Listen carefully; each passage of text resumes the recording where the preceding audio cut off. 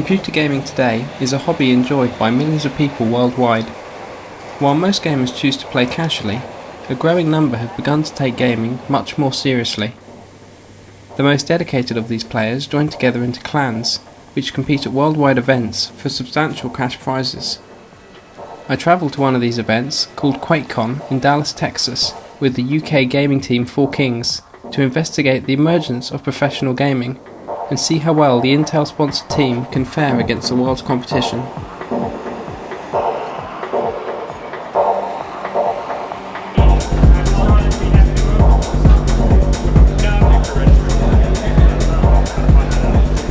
Over 4,000 gamers from all around the world turned up to play at QuakeCon 2003.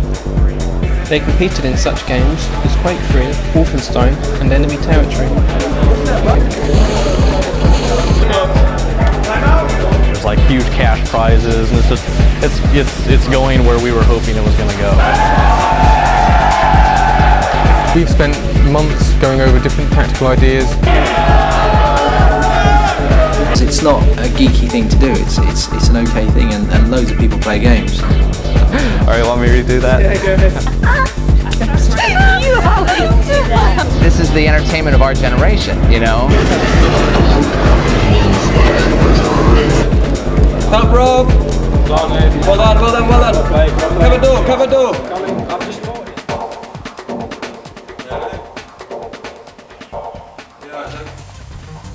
A thoroughly jet-lagged 4 Kings team finally arrive at QuakeCon and settle down in their rooms. Full-time professional gamer Toby Aldridge is responsible for the management of the clan and also represents his team in their Wolfenstein division. Feels really good to be here this year. We've done a lot of preparation. We've been playing many hours every night for the last couple of months. Big work up to it. It's the biggest event ever as far as Wolfenstein's concerned. And there's $20,000 up for stake for first prize, with a total purse of $125,000. As competitive gaming has grown in popularity, many hardware developers have begun to release high-performance products specifically for the gaming market. The 4 Kings team brought their own equipment all the way from the UK. It's a Logitech MX300 mouse, one of the most accurate mice you can get, and a fat pad. I only really use the fat pad because it's so big. There's not really many other pads as big. It means I can use a low sensitivity and still be able to aim well. Mesh Bungee keeps the cord from getting snagged, and it just keeps the cord nice and clean. I think gamers are very particular about the hardware they have for their games. I mean, it's a little bit like Formula One, going Formula One racing in a Robin Reliance. You wouldn't win, so your hardware is just as important as your skill. As 4 Kings warm up for their first match, their head tactician Simon Butt reveals some of the tactics they plan on using. Today we're playing Westside Wolves, a Western American team. We're playing them on the map Ice, which is one of the bigger Wolfenstein maps. It's got 2 large sections. There's the Allied section, where they have a large stronghold fortress, where they protect their documents, right at the top. There's 2 ways the Axis can attack the fortress: either attack via the hill route, which is outside and come around the stronghold, or they can come underneath through the service halls and up into the fortress. They have to grab the documents and then run back to their side of the map to the transmitter, and then they win. Well, there's a very large scope for the tactics you can use in any Wolfenstein map. But for Ice, the traditional tactics are to set your men up around the top of the stronghold, and they can shoot down as the people try and climb up the ladders, or as they're coming around the side.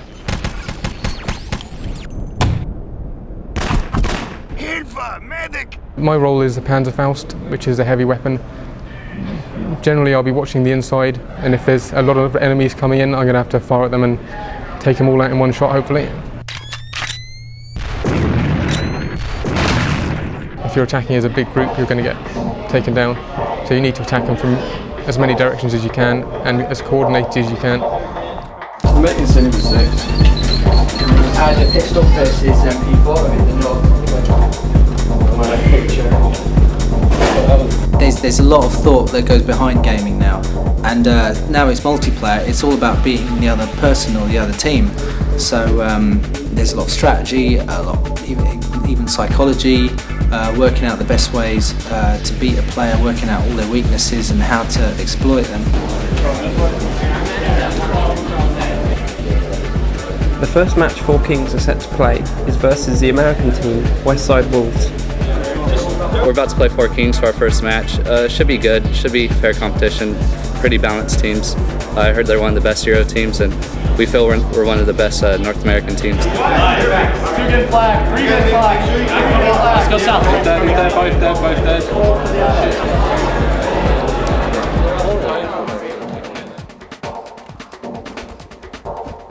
Here we're watching Four Kings versus WSW on Ice, the first match of the tournament for Four Kings.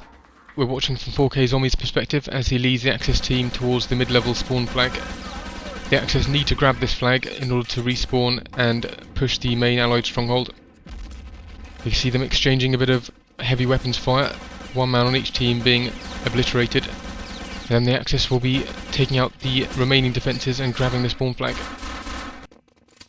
We had a good respawn time, so a hill attack was called in the hope that the allies hadn't had time to set up their defences. So we see 2 medics and a lieutenant pushing up towards the hill and round the side of the stronghold. The medics being the most important, as here we see a lieutenant being taken down, but the medics can get him straight back up again. The hill's looking reasonably clear, and at this point we're thinking that the allies haven't got the defence up in time, we're going to have an easy run of it. But the allies have got their defences up, they've got 3 men at the top shooting down, and also unfortunately they spawn behind us and get us in a nasty crossfire and wipe us out. We then respawn and Zombie calls a 3-3 split, 3 to the hill and 3 inside. But the allies have got a rocket launcher watching inside. But luckily we leap over the top of it and kill him. At this point the other 3 members of the team are pushing the hill and distracting the guys up a base. Zombie and Explicit go up the outside near the ladder. A nice bit of teamwork to kill that guy. And then attack the rest of the upper base defense, which have been busy concentrating on the other 4 men. Zombie makes a grab for the documents, jumps down, goes around the side door, giving Explicit time to jump down and cover his back. And he calls for the rest of the team to cover the south service halls so that the enemy can't push down from the hill to cut him off. And here we switch to Zombie making the final run towards the Axis transmitter. It's been cleared out, and we go 1-0 up. Unfortunately, we dropped the next 2 rounds, then pulled one back to make it 2-2. The tactics were rather unconventional by European standards, and got the better of us in the final round, and they knocked us into the losers bracket, giving us a very tough run if we were going to make the finals. After the match we were all obviously unhappy at the result, so we went up to the hotel room to talk over what had gone wrong and lift each other's spirits a bit. We then got an early night to get over the jet lag and be ready for our next game in the morning.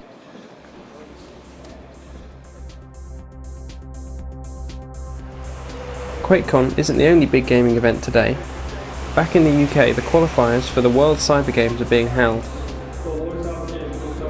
This event was founded in South Korea, a country where gaming has become an accepted part of their culture, and live tournaments are featured daily on TV. Ex-professional gamer Sujoy Roy is well acquainted with the problems that gaming faces in its bid to become a spectator sport. Right now, when we've got spectating, it's really, they're looking at the pretty graphics and they're looking at someone being able to aim very quickly, but they're not scratching much deeper than that. What we need to make it better is something like a good commentator to explain where people are doing well, where they're doing badly, and to build up the excitement. They're going to have to regroup, they're going to have to come in hard like a hammer, and they're going to have to penetrate the Allied defense to get inside, grab the documents, and run them through the front door. But the Lemmings have not been able to do that. I've seen at tournaments before, places like the ES World Cup, they've got heartbeat monitors to show how intense it is and how certain parts of the game will make someone be more on edge. And we need more of that. We just need more feedback, more understanding, and a good face to present it all. I mean, anyone who's ever videoed somebody playing a computer game, certainly at professional tournaments, their face is often just kind of like this kind of look, and it doesn't really change expression that much. You tend to get like a bunch of expressionless people. Nice, one window. Oh, you're joking, dude, look.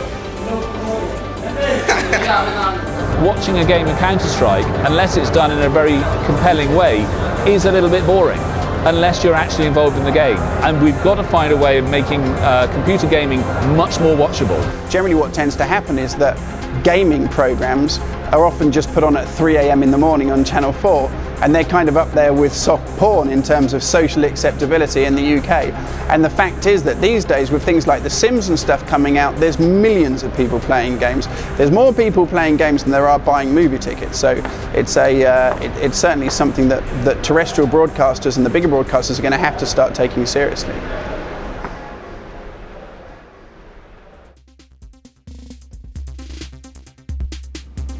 So how do you feel this morning?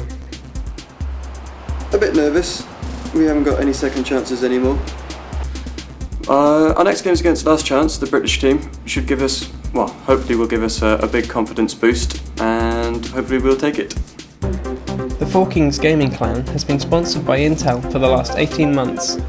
The team are equipped with Intel Pentium 4 processors with hyperthreading technology and Intel motherboards. Been in 4K about 3 months now, really enjoying it.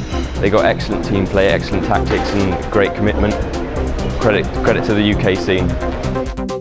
In the hour before the match, Four Kings spend some time in their hotel room going over attacking plans and making sure each member of the team knows what their role will be when Toby calls the attack. Is Rob, Mike, Chris Medic, Will Engineer, Side Panzer, Fire Tunnel. Engineer going tunnel. Well, we may as well swap that to Rob's Panzer. Yeah. Medic through tunnel. 5-1 tunnel. And then I go to 2 implant 2. 5 low, Panzer high, Rob Panzer high, Will Lieutenant, rest medics and Remember engineer. Will's house? It's just if I check the northeast alone. Sometimes it goes straight through the middle. It's going to go across though, isn't it? And the middle tactics, rough diagram of northeast tower. When we're running out, we all run from the side door all the way around to the bunker. So we got cover and they can't limbo our bodies because we'll be hiding behind the sandbags there. Side. Rob. Mike. Medic low. Will. No, I know it. Engineer low. Side.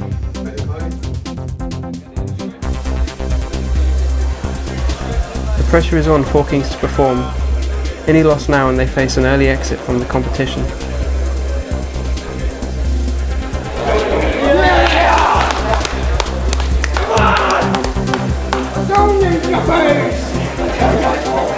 We came through a lot better from the previous matches. We stuck to a game plan and played how we were meant to play and we came out on top this time.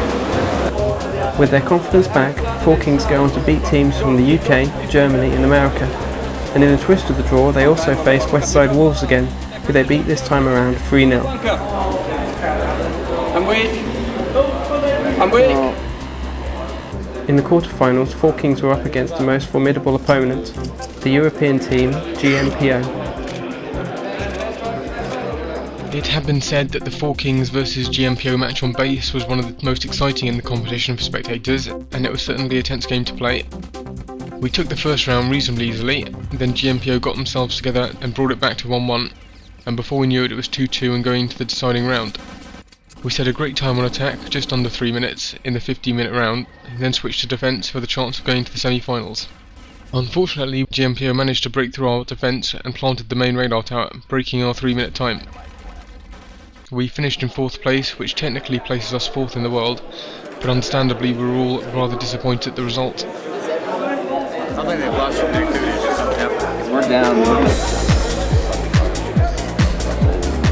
The Wolfenstein finals were held between GMPO and the Swedish team in Fences. Over 2,000 people were present spectating the finals, with many more thousands watching the games live online.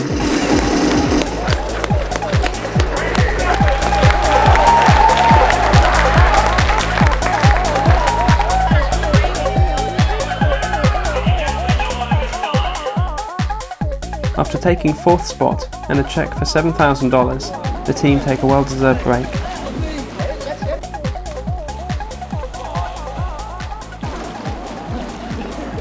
competitive gaming still remains something of a sleeping giant, a subculture which is enjoyed by so many and yet still so misunderstood by mainstream media.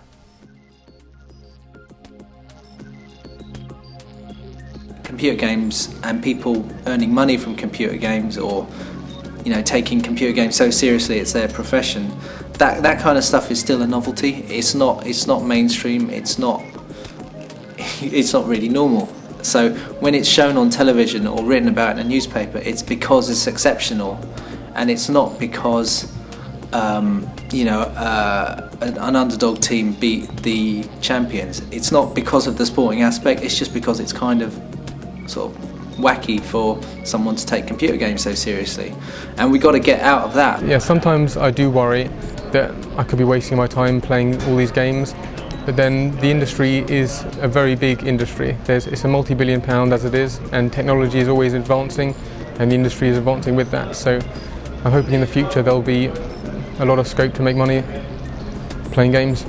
Trying to get traditional media to cover the events, more mainstream media will help get a lot more sponsors into it, and then it turns into NASCAR and all these other big marketing-driven sports. And I think we will get there eventually. It will be recognised as the new sport for the next millennium.